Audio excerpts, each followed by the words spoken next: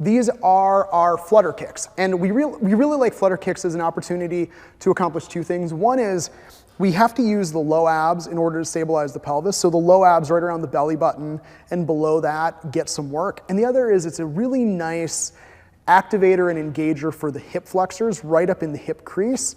If your hip flexors hurt when you do this, then I'm going to actually encourage you to bring your legs a little bit higher, but we'll look at a couple of variations. So Janelle's going to come straight down on her back, really simple position. I'm going to have her create a diamond shape with her hands underneath her tailbone, which is going to actually make it a little bit easier on her low abs.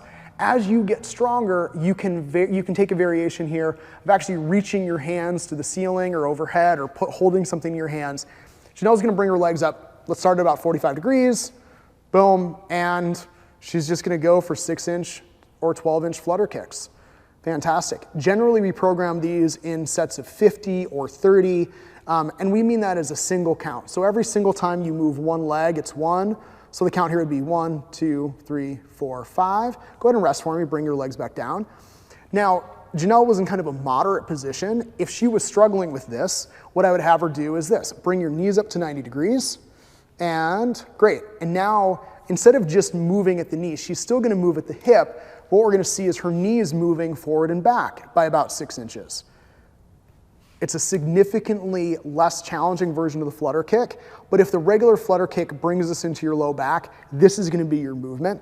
And then I'm going to have you just stay here for 1 second. And now let's just say that Janelle has gotten really, really strong, and we want to go to a harder challenge. Here's what I'm going to have her do. She'll reach her legs straight out from here, and she's going to unload her hands from underneath and reach her hands up to the ceiling.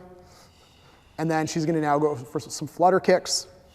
And I don't know if her breathing is audible on the microphone, but I will tell you that everything I just heard tells me that she's doing a little more work. You'll also notice she struggled to keep her legs lower. They came up a little bit automatically because she's trying to protect her low back. But if we look at her pelvis and her low abs, she's actually got plenty of strength in order to do this.